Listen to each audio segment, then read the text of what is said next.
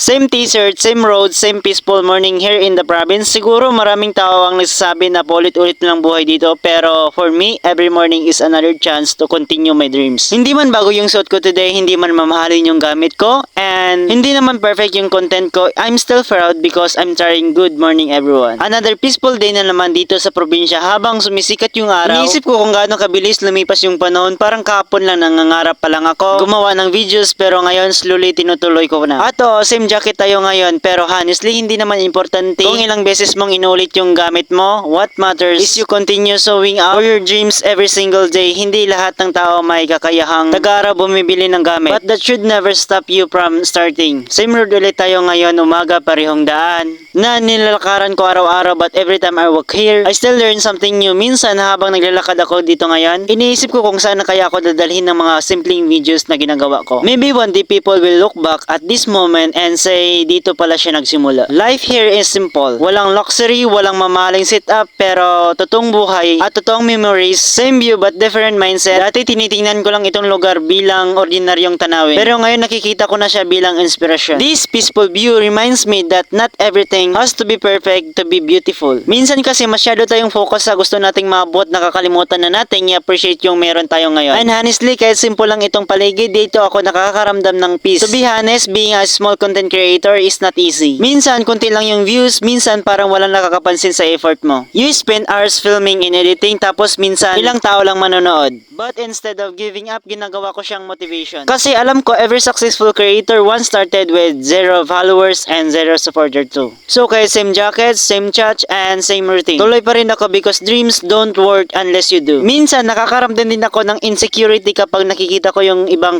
creators na complete yung gamit at maraming support. But then I realize everyone has different timing in life. Hindi porket mabagal ka, ibig sabihin wala ka nang mararating. If you watching this and feeling left behind, don't stop. Your current situation is not your final destination. Kahit simple lang yung buhay mo ngayon, pwede ka pa rin mangarap ng malaki. This morning made me realize how important peace is. Hindi lahat ng tao may chance na makita ang ganitong katahimikan ng paligid. And sometimes peace is more valuable than anything expensive. Habang naririnig ko yung hangin at tunog ng ibon, parang gumagaan yung pakiramdam ko. Simple morning like this heal tired minds. One day mababalikan ko tong video na to. And I remember how everything started with simple mornings, repeated jacket, and small dreams. And hopefully by that time, mas marami na akong natutulungan at na-inspire. Slow progress is still progress. So no matter how small your beginning is, keep going. Thank you so much for joining me again this morning. Simple life, peaceful morning, and dreams that continue every day. Thank you for supporting my journey as a small content creator. See you next vlog. Ingat!